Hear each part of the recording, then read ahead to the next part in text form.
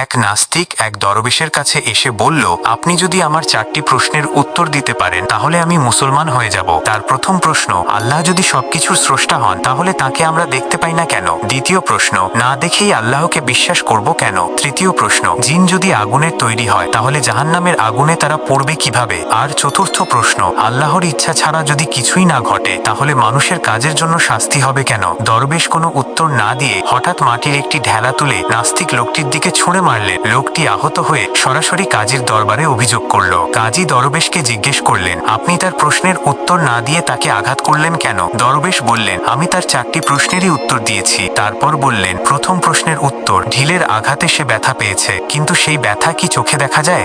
যায় না। তাহলে কোনো কিছু দেখা না গেলেই যে তার অস্তিত্ব নেই এ কথা কিভাবে বলা যায়? দ্বিতীয় প্রশ্নের উত্তর, চোখে না দেখেও যদি সে নিজের ব্যথার অস্তিত্ব বিশ্বাস করতে পারে তাহলে আল্লাহকে না দেখে বিশ্বাস করতে অসুবিধা কোথায়?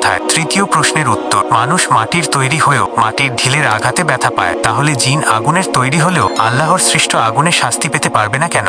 আর চতুর্থ প্রশ্নের উত্তর, যদি সবকিছু আল্লাহর ইচ্ছাতেই ঘটে তাহলে ঢিল ছোড়া, আঘাত লাগা ও ব্যথা পাওয়াও তো তার ইচ্ছাতেই হয়েছে, তাহলে তুমি বিচার চাইতে কাজীর কাছে এলে কেন?